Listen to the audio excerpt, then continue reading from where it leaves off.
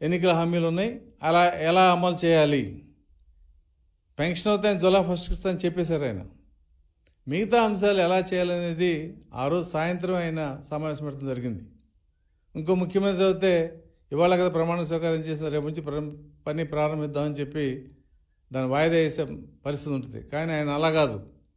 ఆ రోజు ప్రమాణ స్వీకారం చేసిన కాడి నుంచి ఇవాళ వరకు కూడా ఆయన ఎక్కడ కూడా రిలాక్స్ అయ్యి విశ్రాంతి తీసుకున్న పరిస్థితి లేదు.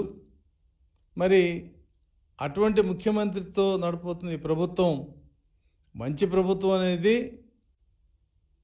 ఇవాళ ఆంధ్రప్రదేశ్ ప్రజలే కాదు, ఆంధ్రప్రదేశ్లో ఈ 100 రోజుల్లో జరిగిన మార్పుల చేర్పు గురించి మరి అటు కేంద్ర ప్రభుత్వం కానీ లేదు మన పక్కనున్న రాష్ట్రాలు కానీ శభాష్ అనే పరిస్థితి. కేంద్రం అయితే చాలా స్పష్టంగా చెప్పింది, మేము మీకు అండగా ఉంటాం, మీకు అమరావతికి డబ్బులు ఇస్తాం, పోలవరం బాధ్యత తీసుకుంటాం, మీరు ఏదైతే నష్టపోయారో ఆ నష్టాన్ని మీరు కష్టపడి పూరించుకోండి, కేంద్రం సహాయంగా ఉంటుందని చెప్పి ఆ రోజు ప్రధానమంత్రి గారు కూడా చెప్పడం జరిగింది. ఎందుకంటే ఇవాళ ఆంధ్రప్రదేశ్ అప్పులు ఊబిలో ఉంది. దాదాపు 10 లక్షల కోట్ల పైన అప్పు చేసి వెళ్ళిపోయింది గత ప్రభుత్వం. ఆ అప్పులు తీర్చాల్సిన బాధ్యత, అలాగే గత ప్రభుత్వం పెట్టిన బాకీలు. పోయినసారి రైతు భరోసా కింద 4-5 ఇన్స్టాల్మెంట్లు ఉన్నాయి కట్టండి అంటే అది ఆ ప్రభుత్వం చెప్పిన స్కీము నేనేమోనని చెప్పి ఆయన రైతు రుణమాఫీని ఇవ్వకపోవడం జరిగింది. ఇవాళ ఏం జరుగుతుంది? ఆయన గత ప్రభుత్వం నుంచి ఈ ప్రభుత్వానికి వచ్చిన అప్పులే కాకుండా బాకీలు, ఈ బాకీలు అంటే వివిధ స్కీముల్లో పెట్టిన బాకీలు, విద్యా దీవెన కింద 3,000 కోట్లు బాకీలు. ఆయన బటన్ నొక్కాడు, 5 లక్షల మందికి వెళ్ళాలంటే 1,00,000 మందికి వెళ్ళి మిగతా 4 లక్షల మందికి అమౌంట్ వెళ్ళే పరిస్థితి లేదు. బటన్ నొక్కడం, సాక్షి పేపర్లో అడ్వర్టైజ్మెంట్ ఇవ్వటం, ఇలా రైతు భరోసా కింద బాకీలు ఉన్నాయి. ప్రజలు రోజు వెళ్ళి ఏదైనా ఇబ్బంది ఉంటే చూపించుకున్న హాస్పిటల్స్లో ఆరోగ్యశ్రీలో మరి 1,600 కోట్లు బాకీ ఉంటే మన ఈ ప్రభుత్వం 700 కోట్లు కట్టింది. అలాగే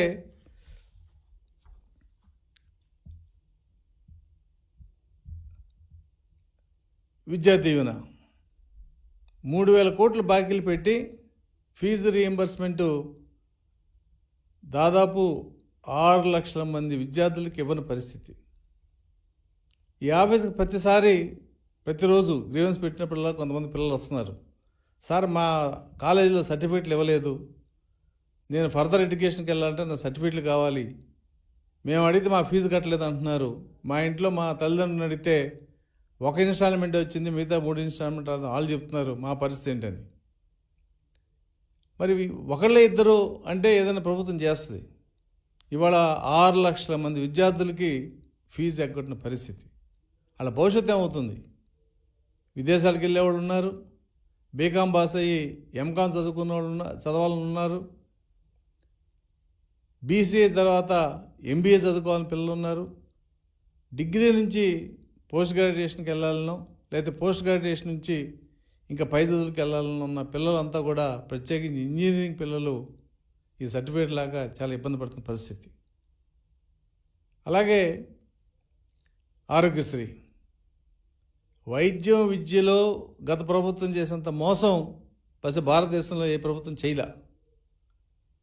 2,000 కోట్లు 2,500 కోట్లు బాకీ ఉంటే హాస్పిటల్స్ అన్నీ మేము ఈ సేవలు ఆపేస్తామని చెప్పి నోటీస్ ఇస్తే గత ప్రభుత్వం 500 కోట్లు ఇచ్చి చేతులు దులుపుకుని ఎన్నికలకు వెళ్ళిపోయింది. ఈ ప్రభుత్వం 700 కోట్లు కట్టి హాస్పిటల్ యజమానిని పిలిపించి ఆ బాకీలు మేము చెల్లిస్తాం, మీరు భరోసాగా ఉండండి, పేదలకు వైద్యం చేయండి అంటే మరి వాళ్ళు కూడా ఇప్పుడే ఆరోగ్యశ్రీని నెమ్మదిగా బాకీలు తీరించు హాస్పిటల్స్ అన్నీ కూడా ప్రారంభించడం జరిగింది. అంటే గత ప్రభుత్వం బాకీలు పెట్టిన సంక్షేమ పథకాలని ఈ ప్రభుత్వం చెల్లిస్తుందంటే అది ప్రజల కోసమే. మరి గత ప్రభుత్వం అలా చేయలే, తెలుగుదేశం పెట్టిన బాకీలు మాకు సంబంధం లేదు అని చెప్పి సీఎంఆర్ఎఫ్లో చెక్కులు ఇస్తే కూడా ఆ ప్రభుత్వం ఇచ్చిన చెక్కులు యాక్సెప్ట్ చేయొద్దని చెప్పి బ్యాంకులు నోటీస్ ఇచ్చి చెక్కులు తిప్పి పంపిన పరిస్థితి.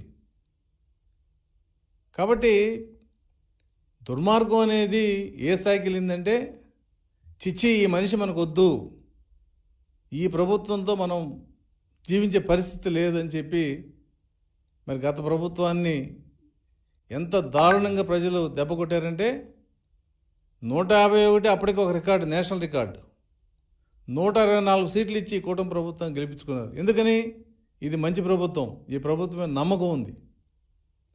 మరి ముఖ్యమంత్రి గారు రాగానే అయ్యా ఇసుక వలన దాదాపు 40 లక్షల మంది కార్మికులు దెబ్బతిన్నారు గతంలో, కాబట్టి మేము ఉచిత ఇసుక ఇస్తామని చెప్పి దాని విధి విధానం రూపొందించడంలో కూడా 1-2 రోజులు ఇబ్బంది పడ్డా, ఈ రేపు అక్టోబర్ 15 నుంచి ఏదైతే ఎన్జిటి గైడ్లైన్స్ ప్రకారం మన అక్టోబర్ 15 వరకు నదీ ప్రాంతాల్లో ఇసుక తీయకూడదు కాబట్టి అక్టోబర్ 15 నుంచి ఇసుక కష్టాలు పోతాయి.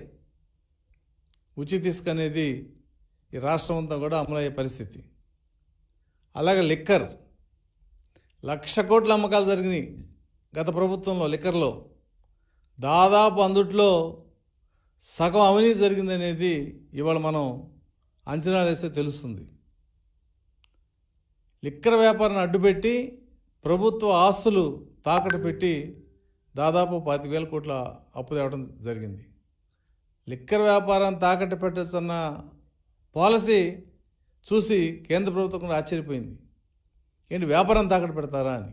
ఎవడన్నా ఆస్తులు తాకట్టు పెడతాడు, లేదు బంగారం తాకట్టు పెడతాడు, కానీ వ్యాపారం తాకట్టు పెట్టి వ్యాపారం మీద వచ్చే ఆదాయం తాకట్టు పెడతాం అనేది ఇది ఎందో వింతలాగా ఉంది. దీనికి మేము అంగీకరించమని చెప్పి కేంద్ర ప్రభుత్వం చెప్పినా కూడా బుద్ధి లేని బ్యాంకులు 30,000 కోట్లు 25,000 కోట్లు అప్పు ఇవ్వడం జరిగింది.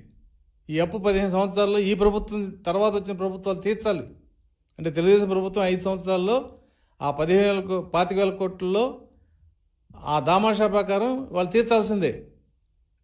తీర్చినా కూడా ఇవాళ చీప్ లిక్కర్ ఇచ్చి ప్రజల ఆరోగ్యం పాడు చేసుకుని 10 సంవత్సరాల్లో జరగాల్సిన నష్టం ఒక్క సంవత్సరంలోనే ఆరోగ్యం పాడైపోయి హాస్పిటల్ పాలైన కేసులు ఎన్నో ఉన్నాయి. వాళ్ళు ఇష్టానుసారం లిక్కర్ వ్యాపారం చేసి 1,00,000 కోట్లు ఏదైతే బిజినెస్ చేశారో ఆ 1,00,000 కోట్లు క్యాష్లో జరిగింది. ఈ ప్రపంచంలో ఎవరు అలా చేయరు. ఏ రిటైల్ షాప్లో కూడా ఎలక్ట్రానిక్ క్యాష్ లేదు. అరటికాయలు పూలు అమ్ముకున్న వాళ్ళే పేటీఎంలు జీపేలు పెట్టుకున్నారు. మరి లిక్కర్ షాప్ పక్కన క్యాష్ అమ్ముతుంటే ఆ ప్రభుత్వం ఏం చేయాల? 1,00,000 కోట్లు క్యాష్కి వెళ్ళింది. ఆ క్యాష్ ఎటుపోయింది, ఆ లెక్కలేంటి అనేది ఎక్కడ రికార్డు లేదు.